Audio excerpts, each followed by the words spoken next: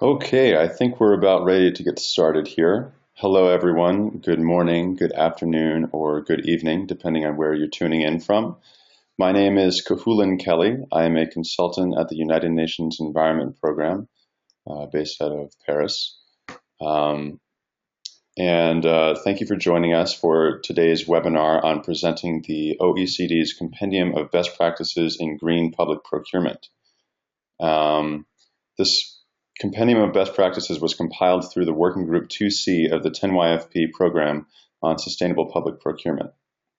So before we get started, I'd just like to introduce those of you who are not used to the GoToWebinar tool to this webinar conference tool. You'll note that all attendees are muted at the start, and that's normal. Do not worry. If you have a question at any point during the webinar, please feel free to enter it in the question box, which you should find at the bottom of the GoToWebinar dashboard on your screen, or you can raise your hand, and there should be a little button that has a small hand figure raising, and that will alert us that you have something to say, and we can unmute you in order to let you say that. Though we will be having a question and answer session at the end of the webinar, so if you could save most of the hand raising until the end of the webinar, that would be great. And just if you have any technical questions, please insert them into the question box. So just to get started here, let's take a look at the agenda for today's webinar. We had originally planned to have some roundtable introductions on today's webinar. However, we currently have about 60 people joining in from around the world. So we are going to skip that step. Instead, at the end, during the question and answer session, I encourage you, when you speak, to please briefly introduce yourself by saying your name and your organization, and then continue from there on out. Instead of starting with roundtable introductions, we will start with an introduction to the 10-year framework of programs, Sustainable Public Procurement Program, and that will be given by me.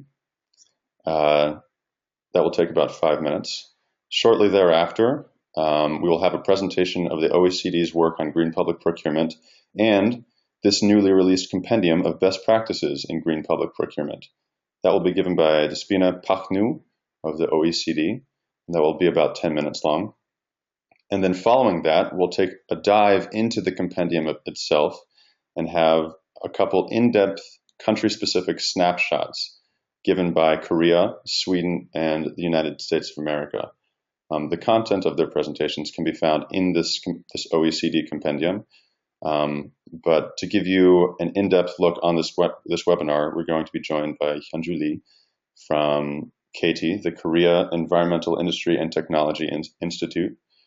From Sweden, we will be joined by Peter Nohrstedt from the Swedish Competition Authority. And from the United States of America, we'll be joined by Kevin Funk of the United States General Services Administration. And one thing that I forgot to mention, just logistically speaking, this webinar will be conducted entirely in English. So yeah, there we go. And then at the very end, we will have a question and answer session. So just a little bit of background on the 10-year framework of program on sustainable public procurement. This program actually has its roots back in 2005, when in Buenos Aires, the Marrakesh Task Force on Sustainable Public Procurement was started. It was kicked off. And then 7 years later, in 2012, the Marrakesh Task Force on SPP became the Sustainable Public Procurement Initiative, or the SPPI, at Rio. And then 2 years later, i.e. this year, in April 2014, the Sustainable Public Procurement Initiative applied to become the Program on Sustainable Public Procurement for the 10-year framework of programs and was accepted. And so now, we at the 10-year framework of programs, Sustainable Public Procurement Program, have the same goal and objectives that were held in the Sustainable Public Procurement Initiative. And those are, namely, our goal is to promote worldwide implementation of SPP through increased cooperation between key stakeholders and through a better understanding of its potential benefits and impacts. And to reach that goal, we have two key objectives.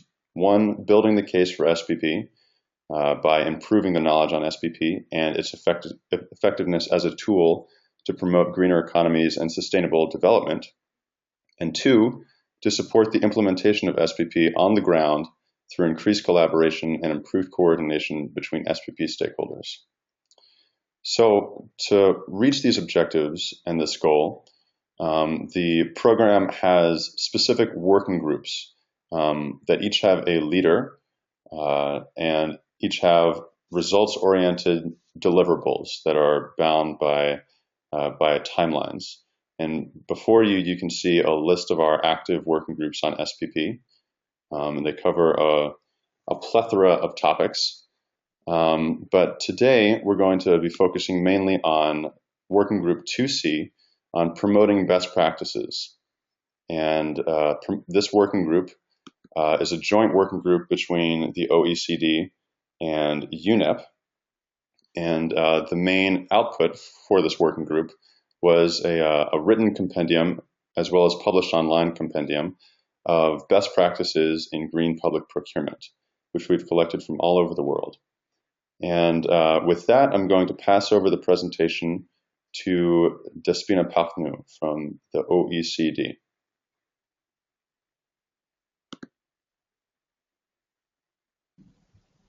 Yes, hello everyone.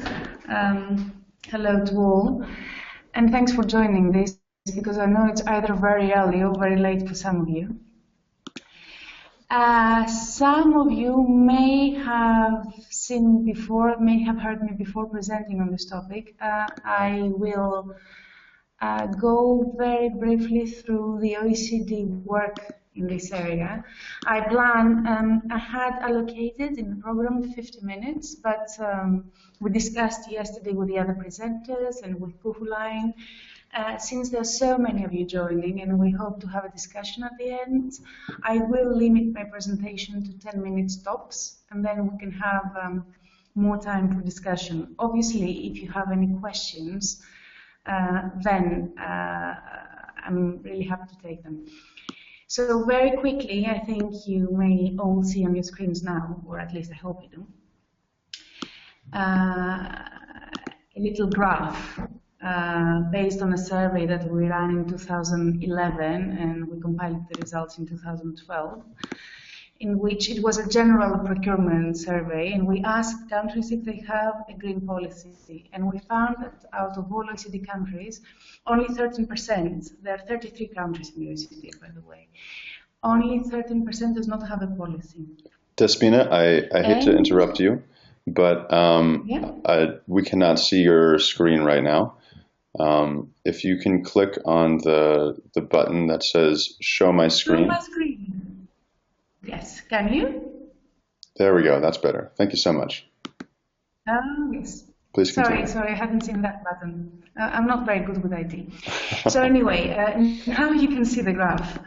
And the graph shows that there are 72% of all OECD countries, which as I just said, there are 33, have a policy, and only 13% don't have a policy. The OECD has started work in this area in the environmental performance of procurement since 2002, when one of our directorates, the Environment Directorate, adopted a guideline, a recommendation on this, which advocated many of the things that many international organizations, the OECD, the UN through UNEP, also the EU, have advocated since, at the time and since, which is measuring life cycle cost, training people to be able to work in procurement, monitoring the impacts of procurement, making sure that the policies produce the results, etc.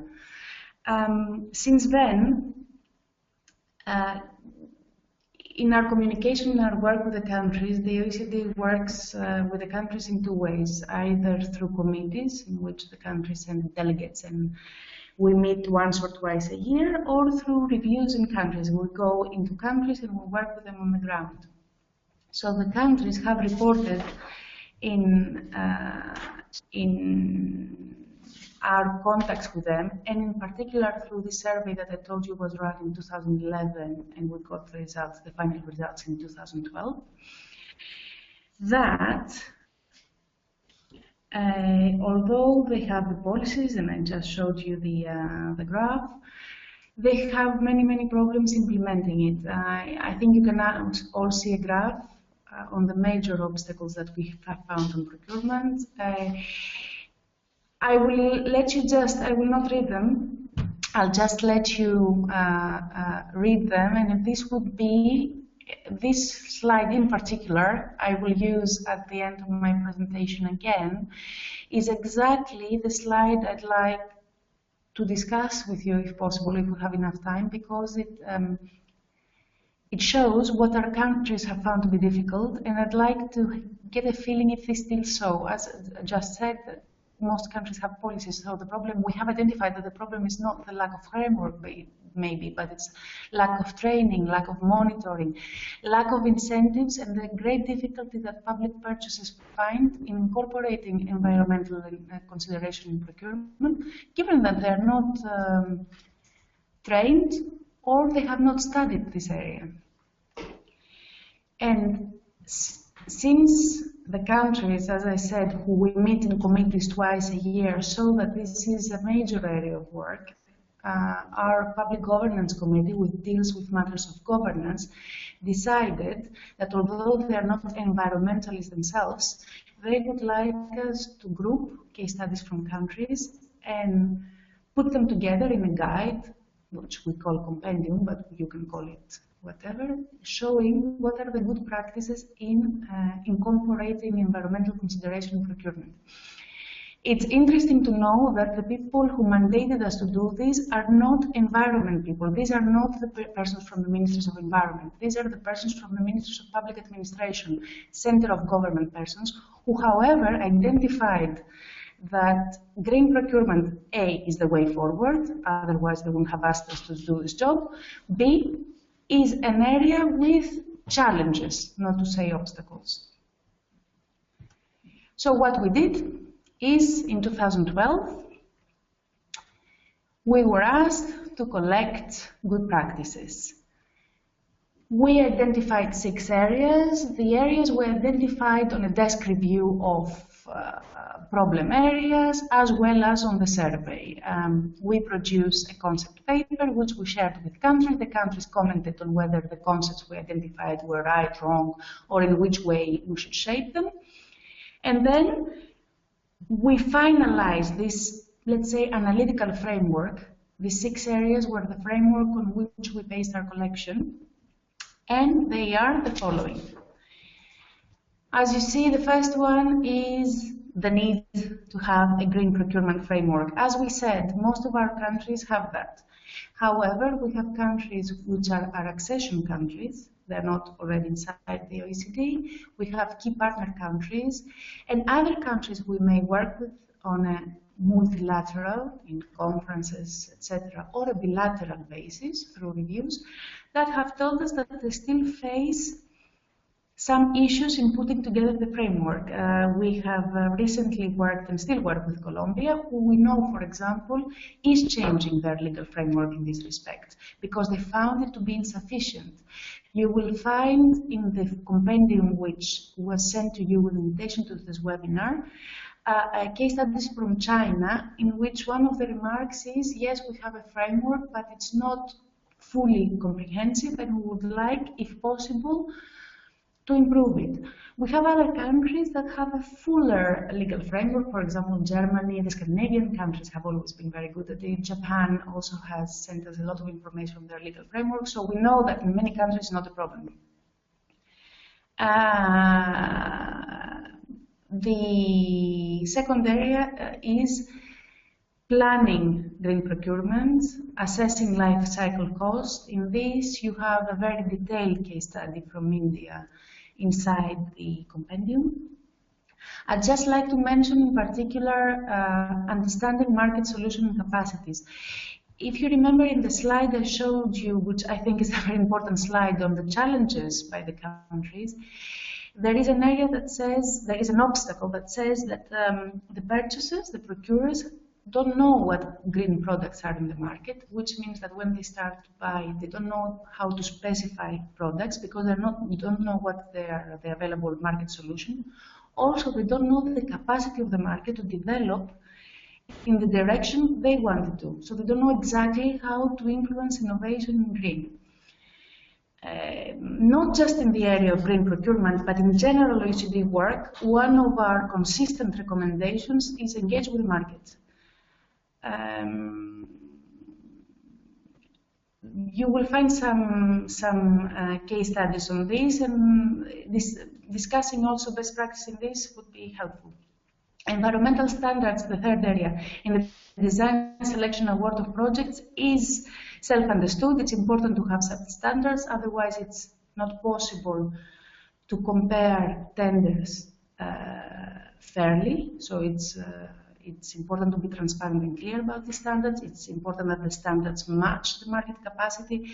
And it's important also that contract performance has green aspects. This is an area in which OECD countries are not very strong in. Most include environmental standards in the tender specifications. Not very many include them in contract performance. In fact, out of all the countries that answered to our surveys, only 13 out of 33 said that they have contract performance clauses.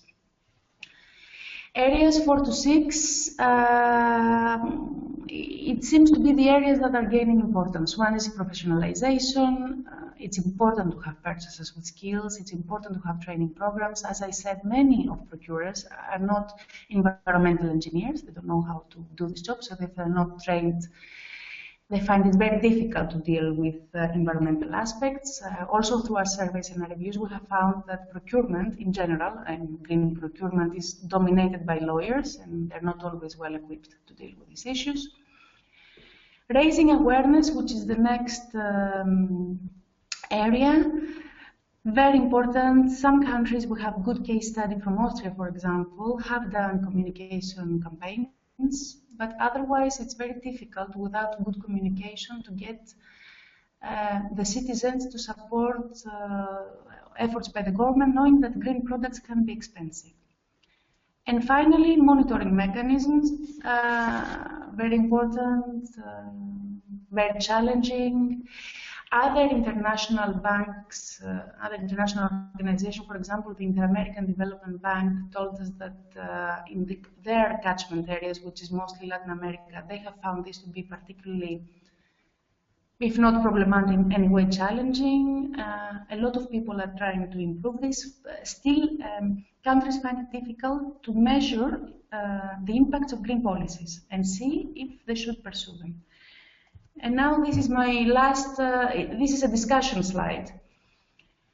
As it's, what shall we do in 2015? And for this, we'd like input from you. As you saw before, I told you professionalization and monitoring seem to be gaining ground. I'd like to check if this is the case. We can have maybe another webinar in 2015, maybe a physical meeting. We're open to suggestions. And I'm sending you the website for your comments. And this, I will stop here to allow the floor for the countries and some minutes for discussion.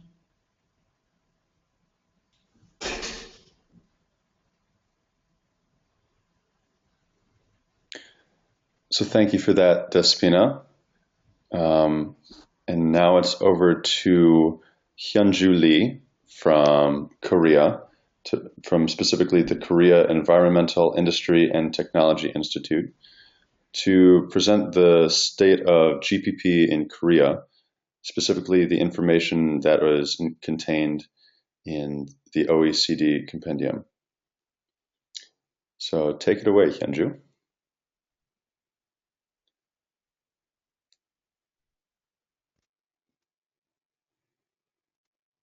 Okay, thank you, Cuchulain. Can you see my screen? Before I'd like to check whether it works. Yes, we can see your screen and we can hear you.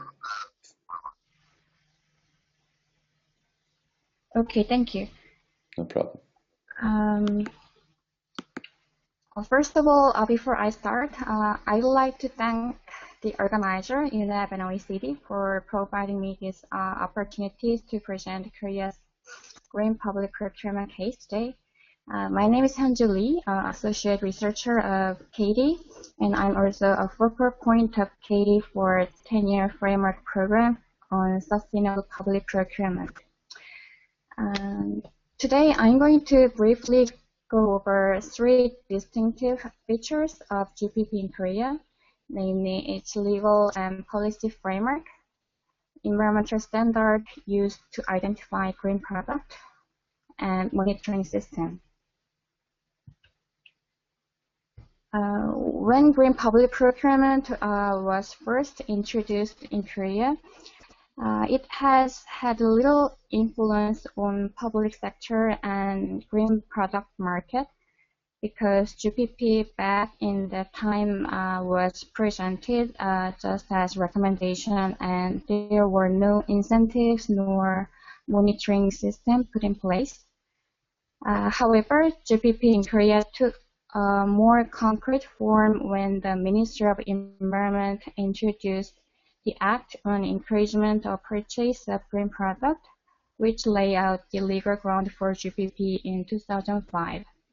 So from that time onward, central and local government as well as public organizations were obliged by the Act to submit an implementation plan for GPP with their own voluntary target at the beginning of its fiscal year and report the actual green purchase record at the end of fiscal year.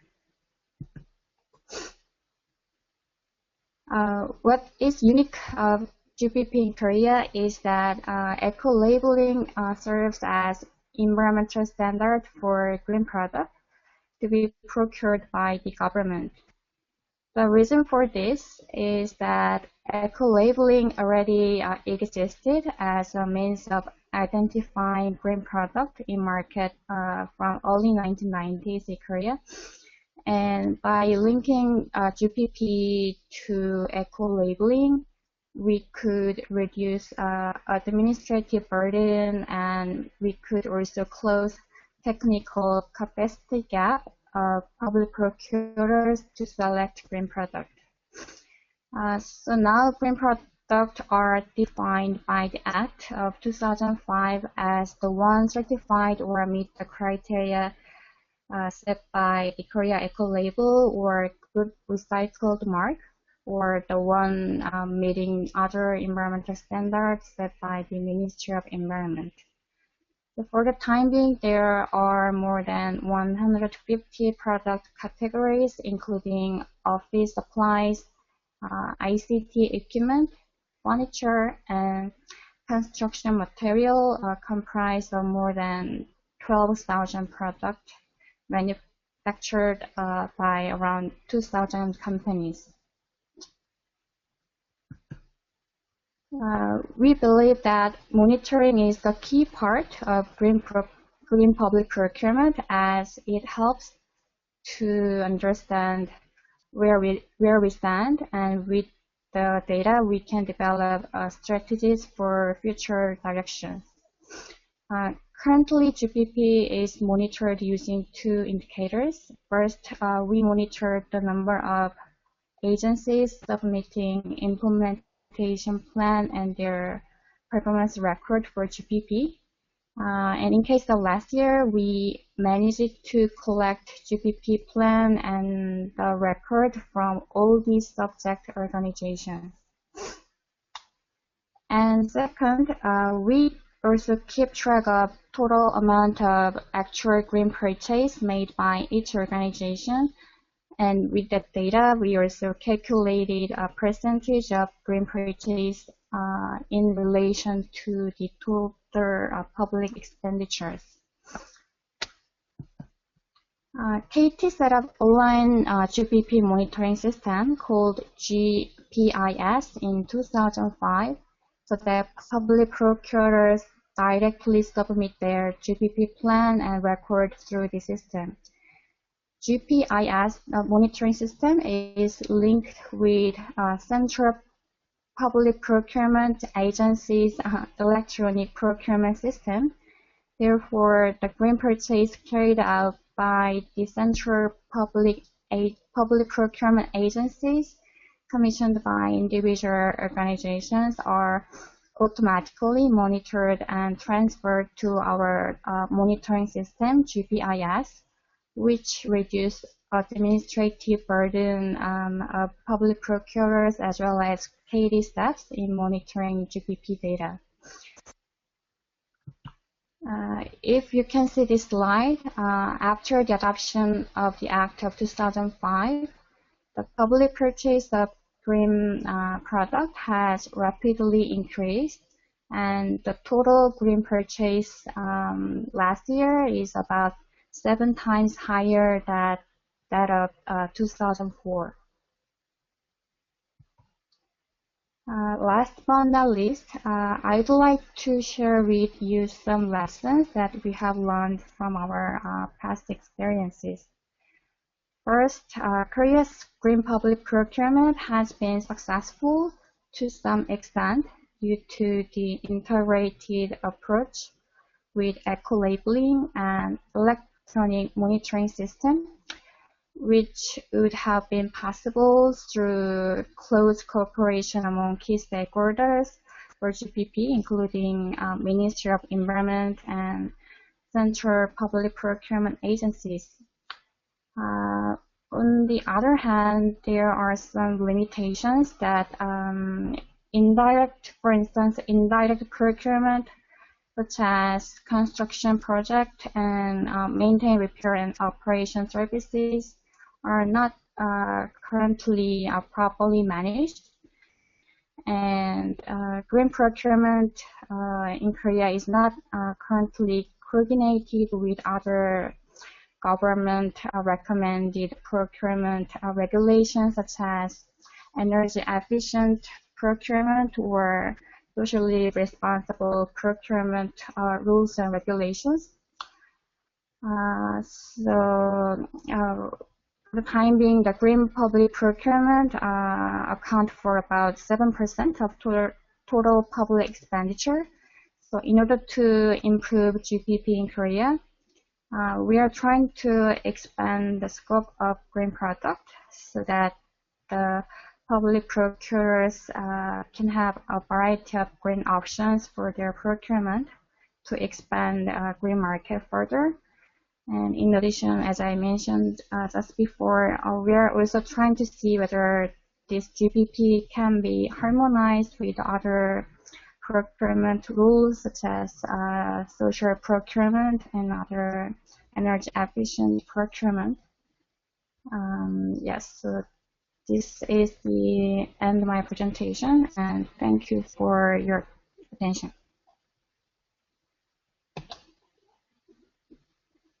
Thank you, Now Hyunju. I'm going to switch over here.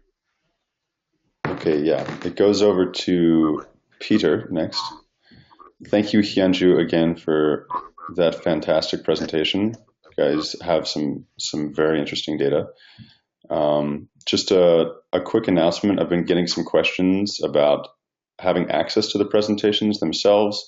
We will be emailing out this presentation to everybody who is registered to the webinar, and we will also be posting the PowerPoint presentation on the SCP Clearinghouse, so don't worry.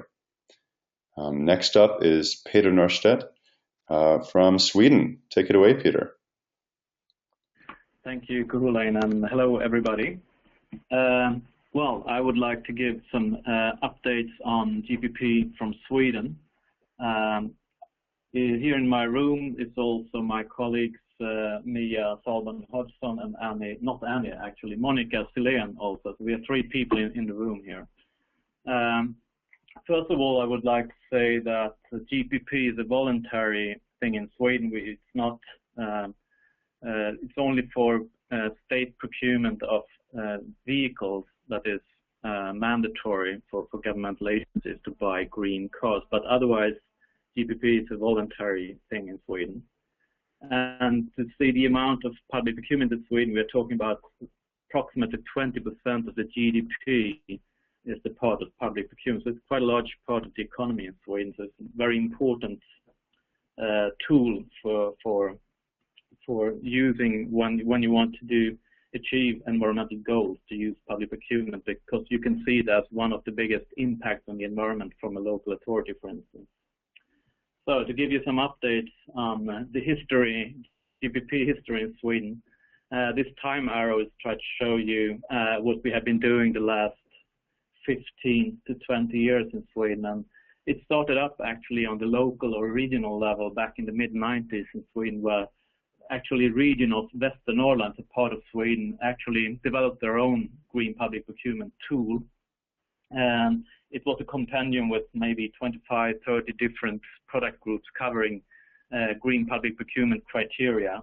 So that was how it started, actually. And I think the initiative came actually from the Rio conference back in '92, where they set up this Agenda 21, and the local authorities started to scrutinize their organizations, and they realized that public procurement was quite an important tool to work with regarding environmental issues. Later, the government reacted and put together a committee that was called EKU, the Ecologically Sustainable Procurement Committee, and it was going on from '98 to 2001. Where they realized that there was a need for a national tool for green public procurement, because they thought green public procurement is quite complicated and we need to pool our resources, and we did that in a national tool, the EKU tool at that time. So it was first developed in 2001, and then it ended up in the Swedish Environmental Management Council, SEMCO, in 2003. And this tool was developed in SEMCO all until this year, where we will actually transfer it over to the Competition Authority from 1st of July this year. And things that happened in between, we also had a national action plan for green procurement in 2007. It was a 3-year plan, and it's not renewed, and the current government is planning to have a strategy for public procurement, and one of the big issues will be sustainable or green procurement. The EPA, the Swedish Environmental Protection Agency, has been monitoring GPP all the way since 2004. In 4 different times, they've been doing this monitoring, where they send out a questionnaire where they ask a lot of questions regarding green public procurement. I will come back to that later. Back in 2009, we started to add social criteria into the national tool, and in 2011-12, we remade the whole tool into a wizard, a database function, where we today have covering 125 product groups. We have more than 850 single GPP criteria. We have life cycle costing tools. We have guidelines. We have web training. We also do a lot of training out in the country. We also have a help desk where you can ask questions through telephone or email. It's an everyday service we have. So this is the history. So we have been working quite a long time with GPP, and we think it's more like SPP right now, because we try to have a sustainable public procurement rather than just a green public procurement. So how are we doing? Well, in the latest monitoring by the EPA, we had a result showing that approximately 60% from the respondents say that they often use GPP, and 10% always. So approximately 70% always or often using GPP in their daily procurement work. And if you look at the national tool, here it is. You can see the development since 2004. It has been an increase in the use of the national GPP tool, and today we have 100% of the county councils. That's the red curve on the top, and county councils is responsible for hospital and public transportation in Sweden. It's a regional organization. And the green curve is the municipalities, local authorities, and they have 84%. And if you look at all public procurement, it will be 63% use the national tool, and the governmental agencies up to 44%. So we have a very positive trend in Sweden using the national tool, and it implies that this tool has been very crucial for the development of GPP in Sweden. So some key lessons learned from our 15 years with GPP, and we think that we need to have a focus on the whole chain from investment decision to the actual purchase. We have seen far too much focus on just the procurement phase, where you put out the contract notice, and then you take care of the tenders, and you award it, and you sign a contract, and then you stop doing any work on GPP. You have to do a lot more on need analysis, market analysis, to take the strategic decisions before you start to think about what to buy, actually. And then last but not least, you have to look in the end where you have a contract. You have to follow up on the criteria you set up. You need to check the compliance during the 4 or 5 year contract period. So we think that is very important for the future. And of course, as I said before, monitoring of the outcome of this GPP or SPP. We need to find good indicators to measure, how to measure against how much environmental impact have we lowered by using GPP or SPP. Today, I don't think we really know the figures. We don't have an objective measuring of that. And as I said before, the tool, the national tool, pooling resources is very important, because you can't expect all local authorities or county councils or agencies to have this competence by themselves. So it's very important to have some sort of national tool helping out procurement officers around in the country. And we also think that we need also to support suppliers or SME suppliers, small and medium-sized enterprises, as they don't have this competence or resource to keep up with the customers who are asking for a lot of green issues in their contracts or in the procurement. So this is very important also to support suppliers. A few challenges in the end here. Well, I think the life cycle approach, and this is some output from the SPPI or the 10-year framework program SPP, the 4A project we done on supply chains. And this is a situation where actually when you buy products today, you really have a big issue to find evidence, both for the procurement officer, but also for the industry, the suppliers, to find evidence that you can actually answer questions on sustainability all the way back in the supply chains, upstreams, all the way down to extraction of natural resources, refinement and manufacturing. And you know, there can be a lot of different players in a supply chain like this. So I think this is a big challenge, to find systems to show compliance. We have seen it today in the FSC, in the forestry, we have seen it in the textiles. But how about electronics, for instance, where you have a lot of sub-suppliers, and how do you follow the supply chain? And this is really crucial in order to know that you actually buy a sustainable product in them, but otherwise you can't answer the questions. Maybe you can follow it to the manufacturing, but how about the next step and the next step and so on? So this is a big challenge. And the second challenge I would like to bring up is the follow-up on contracts. Today, what I see in Sweden at least, a normal municipality has 2,000 to 3,000 different contracts to follow up, to take care of every day, and they have no personal resources to do the job actually. So here we have a big gap between the reality that you actually have to take care of these many contracts, and you don't have any personal resources to do that. And it's also often very unclear who in the organization that should do the follow-up on the contracts. And the contract users in the other end doesn't know how to follow up and to check compliance, because they are the one who uses the contract. That's not the same as the procurement division who's doing the procurement. And it's also very hard to get the correct evidence from suppliers as they don't they fit in the supply chain that I recently showed you in my former slide. And this is also a big problem when it comes to following up on contracts. And of course, it's very difficult for suppliers to access the information from the supply chain because you don't have a contract with the refinement plant, for instance.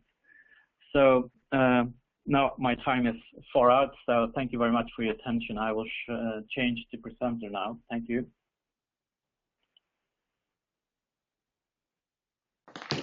And thank you, Peter. Also, thank you for that shout out, that mention of Working Group 4A of the 10YFP Sustainable Public Procurement Program. Actually, Peter and us worked together to develop a report on supply chains in SPP, which we can talk more about later. Now I hand the floor over to Kevin Funk. Take it away, Kevin. Thank you. Hi, everyone. My name is Kevin Funk, and I work for the U.S. government, specifically the U.S. General Services Administration, and I am excited to be with you to share some of the experiences that the United States has had with sustainable acquisition over the years. For the U.S. government, it actually dates back into the late 70s when we actually got into green procurement, when we started giving a preference for certain recycled products. But over the years, our laws have evolved to get into more of mandates for certain products and categories, which I'll get into in a little bit, as well as we've started requiring certain agencies within the government to develop and implement what's called a strategic sustainability performance plan in order to achieve the goals and targets that have been laid out in U.S. laws and regulations that have been passed by our government, the U.S. government, over starting in the late 70s and really picking up steam in the 2000s. And as part of each agency's plan, sustainable acquisition is discussed within that plan.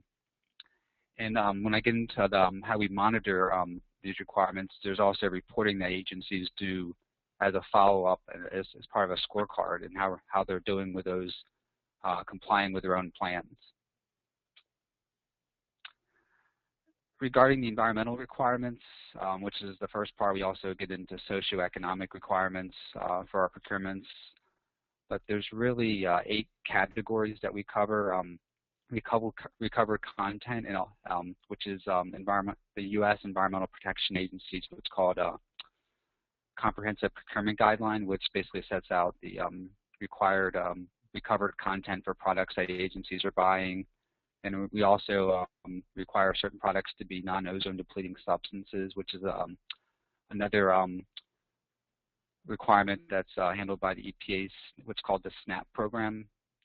And then there's also energy efficient and Energy Star. That's more of a wider known kind of requirement that's goes just beyond the U.S. in terms of a program.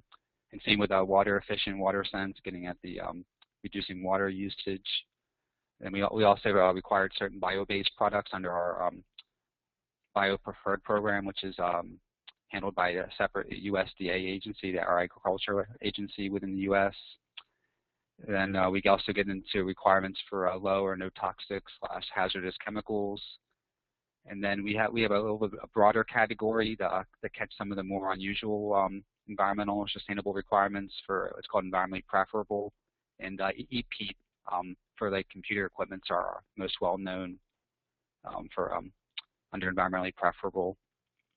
And then there's also another category for renewable energy requirements for agencies and purchases, and as well as alternative fuel vehicles. So it's very comprehensive what we're doing in the U.S. in terms of the environmental requirements. And these requirements get set at the government-wide level, and then each of the agencies are tasked with making sure their contracts have these requirements in there when they're applicable.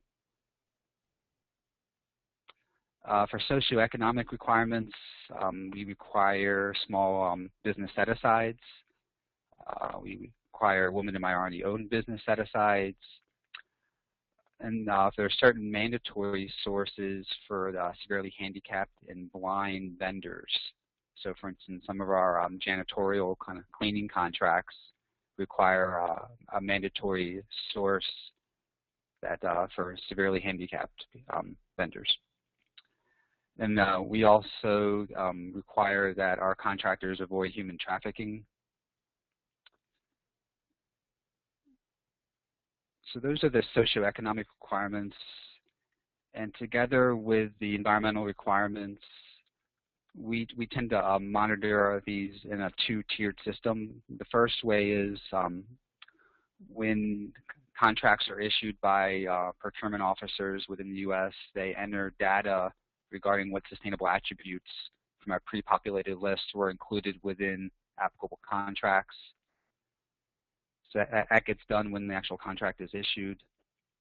And then the second way that sustainable acquisition is monitored is through biannual sustainable acquisition reviews, where covered federal agencies audit about 5% of their applicable contracts to verify that the sustainable requirements that I just previously mentioned were included. Some of the key takeaways from the U.S. experience is there's a couple. I think the most important one is that a lot of the purchases for the U.S. government are done through service contracts, where product level data is hard to track because you're contracting with a prime contractor who's going out and getting the products through other suppliers and subcontractors. So we may put it in our prime contract, but it's hard to get data from these subcontractors and suppliers about what products they're actually buying. So I think we have a good system in place. There's definitely room to improve, and that's definitely been a challenge. It's also important when monitoring actual purchases of green products to be aware of the mechanisms in place that will allow agency to track the relevant data, especially when there isn't a unified purchasing law or procurement system across the government. And many agencies in the U.S. have different procurement systems, so that can be a challenge as well. One of the benefits, I think, or the another key takeaway I think it's worked well for the U.S. is that scorecards can be simple tools to monitor and communicate how agencies are doing or governments are doing on tracking achievement within sustainable acquisition. And using like a traffic light system like green, yellow, red regarding compliance can be a very effective way to measure sustainable acquisition. This ends my presentation. I know we have a Q&A session, so I want to turn it back over to leave time for that.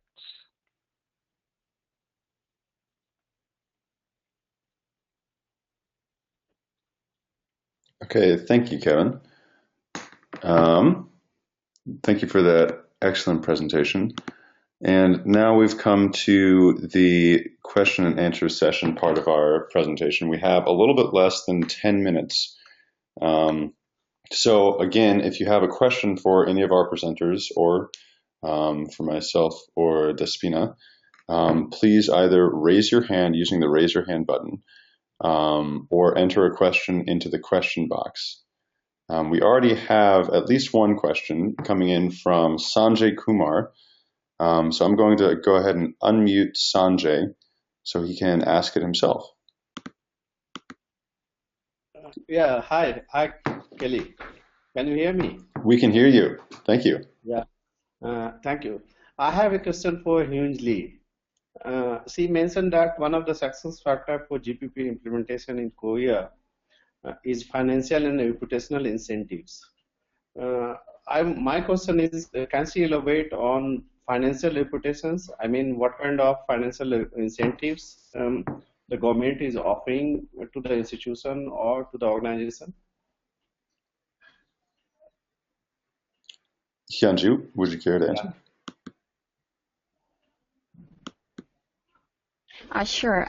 First of all, thank you for your questions. In order to respond your question, in Korea, as you could see in my previous presentation, we do monitor the actual green purchase made by the individual organizations. So out of those data, those green public purchase made by individual organization is actually incorporated into the criteria to evaluate the performance of central local government as well as public organization which in turn affect the performance-based bonus of the public organization. So actually that performance evaluation incorporating green public purchase played a key role for raising awareness of public procurers to take up GPP in Korea. That's for the incentive more based on organization, and we have another incentives for the public procurer, the individual. So for instance, we also organize workshops for public procurers from municipal authorities as well as public organizations to exchange best practices. And we do select some best practices and provide award with prize money, and that can be another incentives for public procurers. So yeah, this is pretty much the financial and reputational incentives that we are exercising in Korea, and I hope this clear your questions.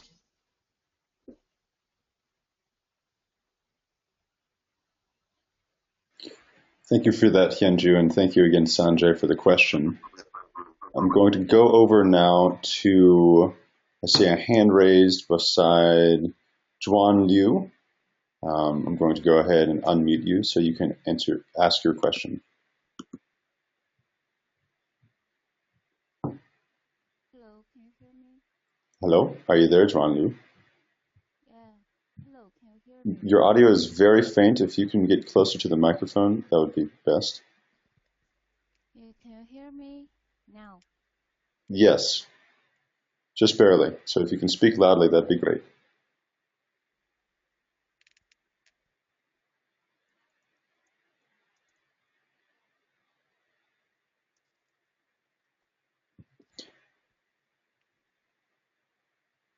It seems like Juan Liu is having a couple of technical difficulties. So Juan Liu, I would suggest that you write your question into the question box and we'll come back to you. I'm going to go over now to a hand that I saw at the beginning of the presentation. Lee Dehins, I hope I'm pronouncing that correctly. Go for it. Do you have a question?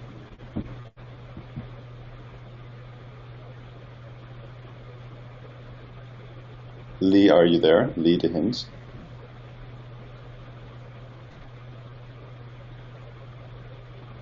I suppose not. Okay. Well, I'm going to read a question from the question box. And this question is coming from Josefa Salas, directed at Mr. Funk from the USA.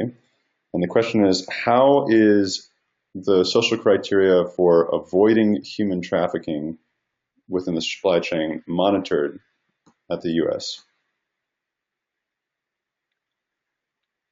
That is a really good question, and it's still evolving how we're monitoring that. It's a relatively recent requirement that's been put in our contracts, and it is so when we contract with a service contractor or any of the contractor that has that clause in their contract, they're required to make sure that they avoid human trafficking, and it's really been left up to individual agencies and contracting officers to kind of enforce that, how they do any other contract clause. But we are looking to see and kind of gain best practices based on what's happened since the clause has been issued about a year ago, and start putting a more formal place, possibly a thing together. But right now, there's really no best practices that I'm aware of that I can share. I think it's just being done by each of the agencies and each of the contracting officers.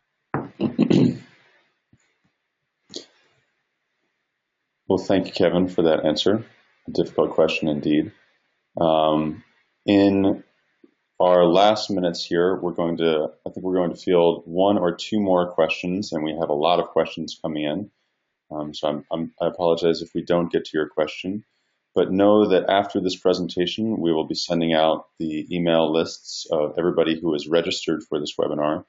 as well as sending out a follow-up email with all of the presentations. So I encourage you to get in contact with specific presenters if you have questions for them, or with myself or Despina. In the meantime, the next question that I would like to ask comes from Shannon Davis, and the question is, if just beginning a GPP project with a partnership of state and local governments, what are the most important considerations for foundational work? And I think I'd like to go over to you, Peter Nohrstedt from Sweden, to answer this one, because from your timeline, it seems like Sweden's approach to GPP sort of evolved out of more local governments doing GPP. Would you care to answer that question? Yeah, I can try to do that. That's a good question. What we have been doing in Sweden, I think it's been a bottom-up approach many times, where local politicians have written a policy for their own municipalities saying that X% of the purchased food products, for instance, have to be organically produced or something like that, or X% of the procurement volume has to be green or connected to some national tool. So I think it's very important to get politicians, decision makers, to take these decisions in their own organization. So you have build up a top-down approach as well, because the politicians or the decision makers need to take these decisions. Otherwise, it will be up to the procurement officer, and then it's not a good quality to have a system where you have to rely on the individual. So you need to build it into your organization. And as I told you during my presentation, I think this national tool or support function is crucial because it's so complicated to have this competence regarding goods and services and work contracts. It's a huge amount of different products procured every day, so you need to pool your resources. So I think that is main, but also training for procurers, but also training for suppliers. So that is good to start with, I think. Thank you.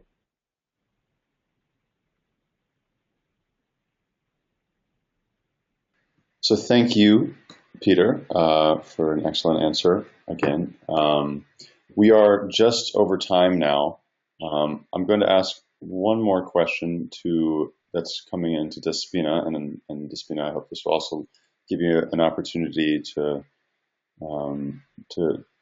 say any final words. But the question, if any attendees need to leave, by all means, feel free to come and go as you please. But this will take about 3 minutes more, I suppose. To Despina, the question comes from Mr. Ahmad, and the question is, are there any targets that you are aware of set at the international or European level for green public procurement? Care to answer that?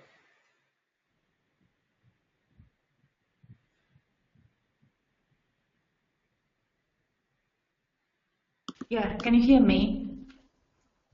Yes, there are, because there is, as I said, there are frameworks. For example, at the European Union level, there are directives that specify specific aspects of environmental performance of certain products or services, in particular products, which have to be taken into account in procurement. I'm sorry, in order not to make this longer, I'm not going to give a more detailed answer. Also, from the point of view of the OECD, we don't measure as such. We look at what countries measure, so we don't necessarily have a database of all the standards. But I would be very happy to get also a question by email, or many questions, since everyone can hear me now. I'd be happy to get questions by email and see if I can answer them. So there are standards, yes. There's too many to mention now.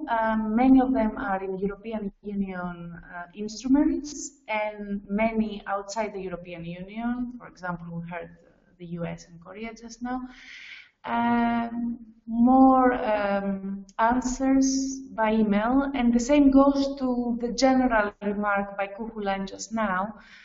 I'm sorry we didn't have time to talk about future actions. Maybe we should organize a webinar maybe early in 2015. It would be good to see what you, the countries, would like us, the internationals, to focus more on, because we base very much our future work on your suggestions. So you have our emails, and it might be a good idea to organize another webinar early next year, I think.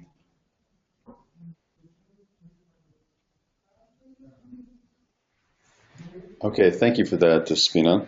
And yes, unfortunately, we did not get to discussing the future of this working group 2C within the 10YFP SPP program, but I guess the parting message is stay tuned for more information on that, because both the UNEP and the OECD are keen to continue this work, and judging by the amount of interest that this webinar has created, namely 78 participants having registered from all over the world, I think there's enough interest there. So again, thank you all for joining. Thank you for an excellent webinar. Thank you to our presenters, Despina from OECD, Hyunju from Korea, Kevin from the US, and Peter from Sweden. After this presentation, after this webinar, all of the PowerPoint presentations will be shared over email with all of you. We will also be posting this recording. We've been recording this webinar, by the way. The recording of this webinar, as well as the PowerPoint presentations, on the SCP Clearinghouse. And if you would like to get more information from a specific presenter, please feel free to email them, and we will include their emails in the email going out to all of you. So thank you again. And then on behalf of the 10YFP SPP program and UNEP, I'd like to say have a good rest of your day, and thank you for joining us. Take care.